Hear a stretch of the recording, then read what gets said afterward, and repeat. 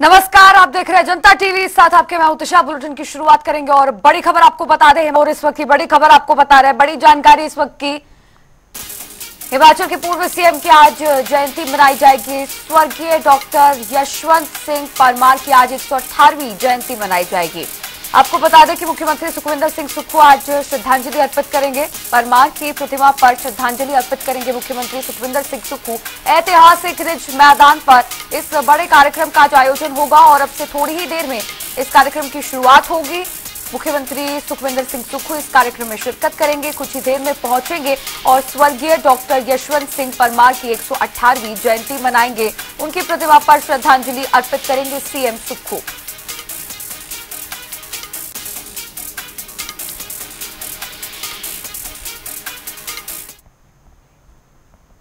और चलिए एक और बड़ी जानकारी आपको बता दें। मंडी से बड़ी खबर सामने आ रही है, जब पंडोह डैम का गेट नंबर 2 खोला गया।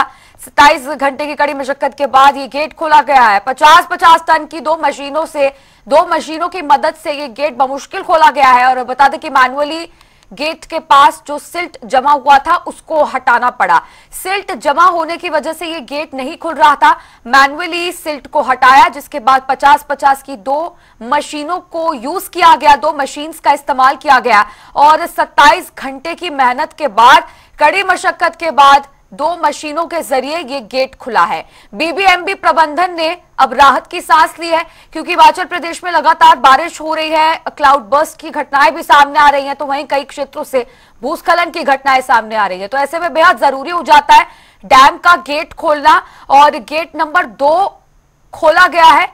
बहुत ही मुश्किल से, कड़ी मेहनत और कड़ी मशक्कत के बाद करीब 50-50 टन की दो मशीनों का इस्तेमाल करके और इसके बाद मैनुअली सिल्ट को हटा के, यानी कि खुद अपने हाथों से जो वहां पर कर्मी तैनात थे उन्होंने सिल्ट को हटाया डैम के गेट के पास से और दो मशीनों के इस्तेमाल से इस डैम के गेट को खोला गया है। जिसके बाद अब बीबीएमबी प्रबंधन ने राहत की सांस ली है और यहां पर बड़ी सफलता हासिल हुई है बीबीएमबी प्रबंधन को।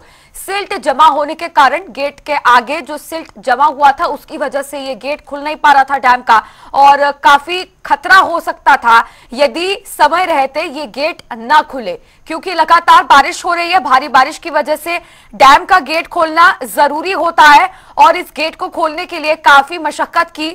जो वहां पर कर्मी तैनात थे उन लोगों ने मैनुअली सिल्ट को हटाया, दो मशीनों का इस्तेमाल किया और फिर गेट को खोला। धर्मवीर हमारे संवाददाता मंडी से जुड़ गए फोन लाइन पर और चर्चा उनसे कर लेते हैं। धर्मवीर, बड़ी मुश्किल से गेट नंबर 2 डैम का खोला गया है, भारी बारिश हो रही है, उसके बाद जरूरी होता है कि गेट खोला जाए और बड़ी मुश्किल से गेट को खोला। फिलहाल क्या पूरी जानकारी? जी, बता दें कि बुधवार रात को जो मनाली और कुल्लू के आसपास जो बादल फटने और मेरी आवाज अब तक पहुंच रही है? जी, बता दें कि बुधवार रात को जो मनाली और उसके आसपास के इलाकों में बादल फटने की घटनाएं हुई थी, उसके बाद जो है भारी मात्रा में पंडोह डैम में पानी आया था। पंडोह डैम प्रबंधन की ओर से 3 गेट ऑलरेडी खोले गए थे, लेकिन 1 और 2 नंबर गेट को नहीं खोला गया था और भारी सिल्ट होने के कारण और जाम हो गया था। वहीं अब बीते रोज इस को खोलने का प्रयास किया गया, लेकिन प्रबंधन को सफलता नहीं मिली, जिसके बाद जो है से जो टेक्निकल की टीम जो मंगवाई गई, फिर उसके बाद जो है मौके पर जो है मशीनरी भी लानी पड़ी। रैंक पर जो 2 मशीनें लाई गई। 130 टन वजनीय गेट था। 2 नंबर गेट को जो है कड़ी मशक्कत के बाद बीती रात 7 बजे के करीब खोल दिया गया है। और अगर 1 नंबर गेट की बात करें तो उसको टेक्निक के माध्यम से खोला जा रहा है। 2 नंबर गेट से पानी छोड़ा जा रहा है और इसके साथ जो 2 नंबर गेट के साथ जो सिल्ट और अन्य गाद जो जमी हुई है वो पानी के साथ बाहर निकल जाएगी, जिसके बाद जो आसानी से इस गेट को खोल दिया जाएगा। जी चलिए, बहुत बहुत शुक्रिया धर्मवीर जुड़ने के लिए और जानकारी साझा करने के लिए।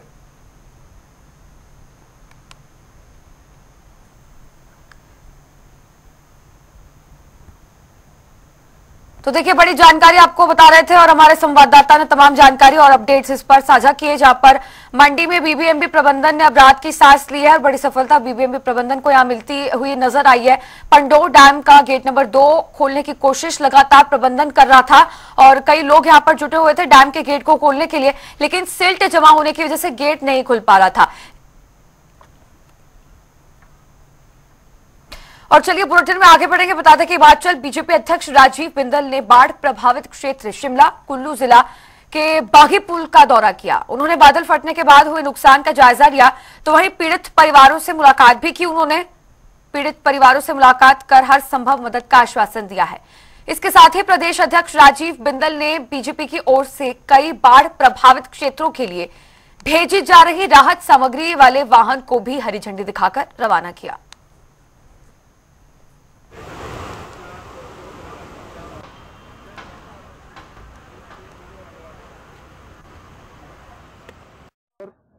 टूटे हैं, खत्म हुए हैं। ऐसा ही समेज के अंदर लगभग 26 मकान बहे हैं और 36 लोग वहां लापता हैं। ऐसे ही हमारा जो और रामपुर के क्षेत्र में वहां पर भी लगभग 8 मकान पूरी तरह ध्वस्त हुए, पर जान माल का नुकसान नहीं हुआ। और केदस में भी 4 मकान खत्म हुए, पर जान माल का नुकसान नहीं हुआ। ऐसा यहाँ बताया जा रहा है कि जो श्रीखंड महादेव है उनके आसपास ये कहीं क्लाउड बस्ट हुआ है और वही पानी चारों पांचों तरफ डिवाइड होकर के 2 दिन पहले की मध्य रात्रि के अंदर आया। अब ये जो हानि हुई है इसमें हम सब लोगों को मिलकर के इन परिवारों के साथ खड़े होना है जो और भगवान को प्यारे हो गए वो लोग मिल जाएं। सर्च का काम चला हुआ है, भगवान करे उसमें भी सांस हो जिनमें ऐसे मिल जाएं, परंतु हम सबको मिलकर के राहत और बचाव कार्य। और अब देखिए नेता प्रतिपक्ष जयराम ठाकुर भी कुल्लू जिले के दौरे पर रहे। इस दौरान उन्होंने बाढ़ प्रभावित क्षेत्रों का दौरा किया, साथ ही जो प्रभावित परिवार है उनसे मुलाकात की, उनका हालचाल जाना। वहीं उन्होंने आपदा राहत कार्यों का भी जायजा लिया है। आज मैं यहाँ पर सैंज में भी जो बंजार विधानसभा क्षेत्र के अंतर्गत आता है इलाका, यहाँ पर भी मैं देख रहा हूँ कि जो NHPC का जो पानी छूटता है वहाँ से गेट खुलता है तो पानी जाता है। पिछली बार उसने तबाही कर दी, लगभग 70-80 से ज़्यादा दुकानें वहाँ पर जो है वो सारी बह करके चले गई। शुक्र है कि ज़िंदगी बच गई थी उस वक्त यहाँ पर सैंज में, ज़िंदगी का नुकसान नहीं हुआ, लेकिन बहुत बड़ा नुकसान जो है वो प्रॉपर्टी का हुआ। पूरा सैंज का बाज़ार जो है वो तबाह हुआ, लोगों का करोड़ों रुपए का नुकसान हुआ। घरों के अंदर मलबा घुस गया, मलबे से मकान गिर गए। तो ये हालात अब की बार भी हम देख रहे हैं। अभी जब चिंता का विषय जो मैं कह रहा हूँ कि वो ये है कि अभी बरसात तो शुरू हुई ही नहीं ठीक तरह से। अगर कहीं बारिश ज़्यादा हो जाए तो ये सैंज का गांव बचाना ही बहुत मुश्किल हो जाएगा, क्योंकि पीछे से प्रोजेक्ट जो है वो छोड़ना ही पड़ेगा, वह पानी तो छोड़ना पड़ेगा।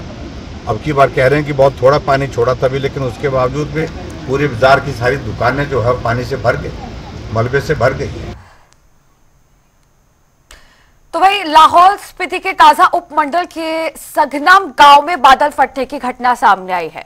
वही बादल फटने से बाढ़ के साथ आए मलबे में एक गाड़ी दब गई और इस हादसे में एक महिला की मौत भी हो गई है। वही प्रशासन की टीम ने मौके पर पहुंचकर राहत बचाव कार्य शुरू कर दिया है।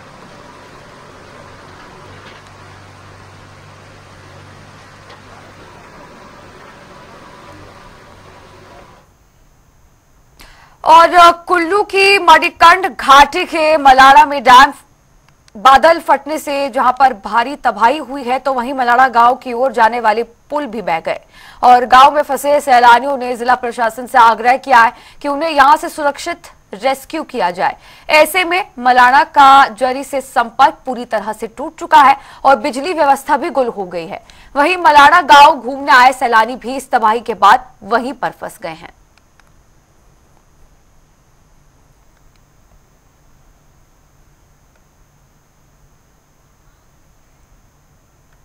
और देखिए अब कुल्लू जिला की ग्राम पंचायत बाराहार को जोड़ने वाला जो सड़क मार्ग है 1 साल से बंद पड़ा हुआ है, लेकिन अभी तक विभाग और सरकार के द्वारा इसकी मरम्मत नहीं की गई है, जिस कारण लोगों को कई समस्याओं का सामना यहां पर करना पड़ता है।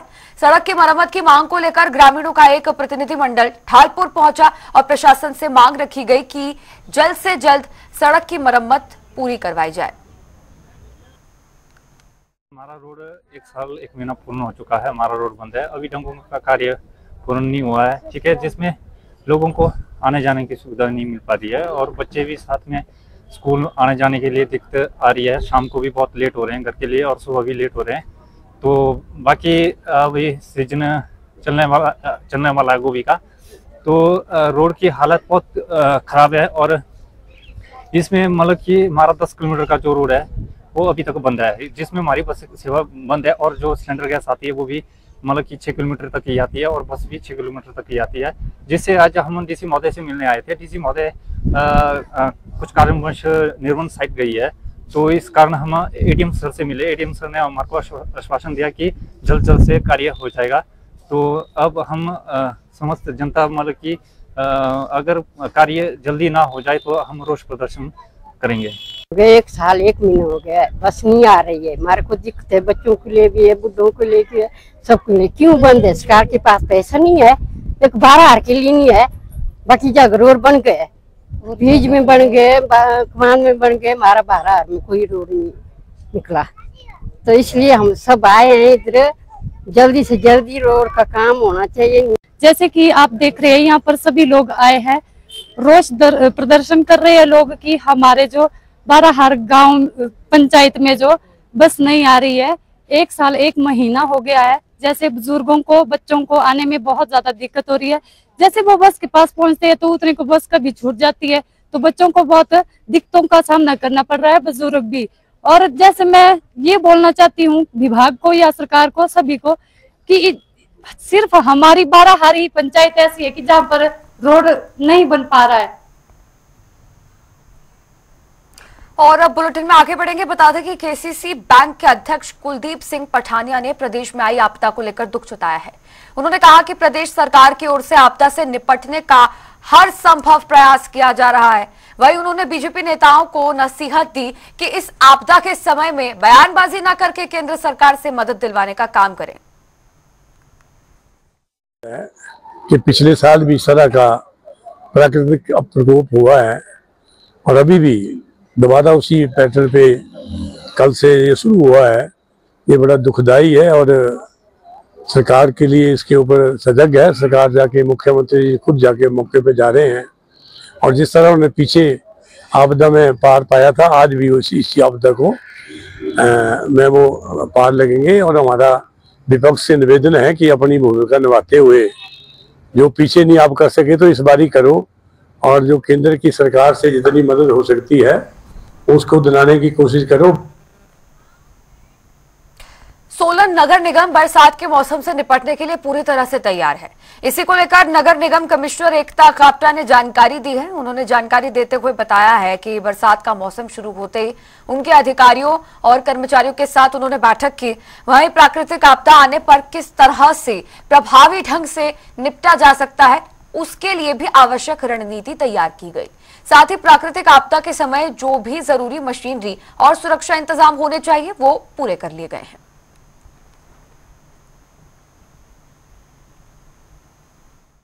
हाँ, मॉनसून को लेके हमारी जो है पहले ही एक डिस्ट्रिक्ट एडमिनिस्ट्रेशन के साथ भी प्रिपेयर्डनेस की मीटिंग हुई थी और उसी मीटिंग के जो है बाद जो है हमने एमसी के लेवल पे भी अपनी एक मॉनसून प्रिपेयर्डनेस की मीटिंग की थी, जिसमें हमने बहुत सारे फैसले लिए थे। जिसमें ये फैसले भी थे कि हम शहर के सारे ड्रेन्स और नाले जो हैं इनको बिल्कुल साफ़ कर लें। तो हमने उसमें एक पूरा प्लान बनाया था और हमने पूरे शहर की नालियाँ और जो ड्रेन्स है वो जून के महीने से ही साफ़ करने शुरू कर दिए थे और साफ़ कर दिए हैं। उसके अलावा भी ये जो ड्राइव है ये लगातार चल रही है और आजकल भी जहाँ पे भी कहीं पे हमें लगता है कि ड्रेन्स बंद हो रही हैं या है कि क्लॉगिंग चांसेस हैं तो उसको हम बंद कर रहे हैं। उसके अलावा जो हमारा थोड़ा सा टेक्निकल साइड पे जो कुछ चीज़ें रिक्वायर्ड होती हैं और मशीनरी वगैरह है उसको लेकर भी हमारी प्रिपेयर्डनेस मॉनसून को लेकर हुई है। और अब हिमाचल निर्माता यशवंत सिंह परमार का 2 दिवसीय राज्य स्तरीय जयंती समारोह आयोजित किया गया है। इस दौरान कला, संस्कृति और भाषा प्रतियोगिता आयोजित की गई, जिसमें स्कूली और कॉलेज छात्रों ने बढ़ चढ़कर हिस्सा लिया। समारोह का उद्देश्य प्रदेश की युवा पीढ़ी को परमार के हिमाचल गठन के लिए योगदान को याद करवाना है। जी, मैं कुसुम संघा, एक उप निदेशक भाषा एवं संस्कृति विभाग। किस तरह का कार्यक्रम आज गेटी में? आज गेटी थिएटर में डॉक्टर YS परमार की राज्य स्तरीय जयंती के अवसर पर ये भाषण और निबंध प्रतियोगिता का आयोजन किया जा रहा है। ये आयोजन 2 दिवसीय रहेगा। आज ये युवा छात्र छात्राओं की, जो स्कूल तथा कॉलेज स्कूली छात्र छात्राओं की निबंध प्रतियोगिता और इसके अतिरिक्त कॉलेज के छात्र छात्राओं की भाषण प्रतियोगिता का आयोजन किया जा रहा है। और आगे बढ़ेंगे खबरों के साथ और बता दें कि देश भर में बीजेपी की ओर से एक पेड़ मां के नाम अभियान की शुरुआत की गई है, जिसमें पूर्व मंत्री राजेंद्र गर्ग ने घुमारवीं विधानसभा क्षेत्र के गांव से इसकी शुरुआत की। इस अवसर पर 100 पौधे लगाए गए और सभी उपस्थित लोगों को एक एक पौधा घरों में लगाने के लिए वितरित किया गया। पूर्व मंत्री राजेंद्र गर्ग ने इस अभियान की महत्वता को बताते हुए कहा है कि पर्यावरण को बचाने के लिए ये पहल की गई है। वहीं उन्होंने सभी लोगों से पर्यावरण संरक्षण में सक्रिय भागीदारी निभाने का आग्रह भी किया। ये भारतीय जनता पार्टी के द्वारा आयोजित एक पेड़ मां के नाम अभियान के तहत आज घुमारवीं विधानसभा चुनाव क्षेत्र के अंतर्गत ग्राम कोठी से शुभारंभ किया गया, जिसमें लगभग 100 पौधे जो है यहाँ रोपे गए और लोगों को घर के लिए भी एक एक पौधा जो है यहाँ से दिया गया। आज पर्यावरण को जो नुकसान हो रहा है, पर्यावरण को बचाने के लिए एक बड़ा आंदोलन पूरे देश के अंदर खड़ा हो, इसके लिए भारतीय जनता पार्टी ने अभियान अपने हाथ में लिया है और हर व्यक्ति को पेड़ लगाने के लिए प्रेरित करना यह भारतीय जनता पार्टी का लक्ष्य है। और एक बूटा मां के नाम इस अभियान का जो नाम दिया है, ताकि भावनात्मक दृष्टि से भी पूरा समाज जो है पेड़ लगाने के लिए जो है आगे आए और पर्यावरण को बचाने के लिए अपनी अपनी भूमिका निभाएं। तो वहीं उद्योग मंत्री हर्षवर्धन चौहान ने अधिकारियों को अवैध खनन के खिलाफ कड़े कदम उठाने के निर्देश दिए हैं। उन्होंने कहा कि मुख्यमंत्री सुखविंदर सिंह सुक्खू के नेतृत्व में प्रदेश सरकार अवैध खनन को किसी भी हाल में बर्दाश्त नहीं करेगी। इसमें शामिल लोगों के खिलाफ सख्त से सख्त कार्रवाई की जाएगी, जिससे प्रदेश में अवैध खनन पर पूरी तरह से अंकुश लगाया जा सके। और ये हमारे ध्यान में आया है कि बॉर्डर एरियाज में किस तरह से जो इलीगल माइनिंग है उसको रोका जाए और प्रदेश का जो रेवेन्यू है, जो माइनिंग के रूप में जो पैसा है, उसमें बढ़ोतरी कैसे की जाए, उस विषय में ये मेरे दौरे में आज विस्तृत रूप से हमने आपके नूरपुर सब डिवीजन और नूरपुर क्षेत्र का जो एरिया है उसमें SP साहब थे, हमारे SDM हैं, साथ तीनों सब चारों सब के SDMs, SCPWD, IPHPWD और इलेक्ट्रिसिटी के ऑफिशियल्स और फॉरेस्ट के ऑफिशियल्स के साथ विस्तृत रूप से हमने चर्चा की है कि किस तरह से इलीगल माइनिंग पे नकेल डालें। और हमने ये भी आंकलन किया है कि किस लेवल की इलीगल माइनिंग यहाँ हो रही है और किस तरह से जो पंजाब को पत्थर जा रहा है और किस तरह से उसको रोका जाए। तो विस्तृत रूप से हमने एक माइनिंग प्लान बनाया है, उसमें हमने एक शॉर्ट टर्म प्लान बनाया है और एक लॉन्ग टर्म प्लान बनाया है। और हमने यहाँ देखा है कि राउंड अबाउट 59 क्रशर्स जिस क्षेत्र में है और कोई राउंड अबाउट 50 के करीब लीजेस है, मगर जिस पैमाने पे हमको हिमाचल प्रदेश सरकार को रॉयल्टी इस क्षेत्र से आनी चाहिए, उस लेवल की रॉयल्टी नहीं आ रही है। लगभग इतना ही जो क्रशर्स और लीजेस हैं वो ऊना ज़िले में है और ऊना ज़िले में हमको जो रॉयल्टी है राउंड अबाउट 50 करोड़ रुपए की आ रही है। चलिए, तो इस बुलेटिन में फिलहाल इतना ही। रुक रहे एक ब्रेक के लिए, फौरन हाजिर होंगे।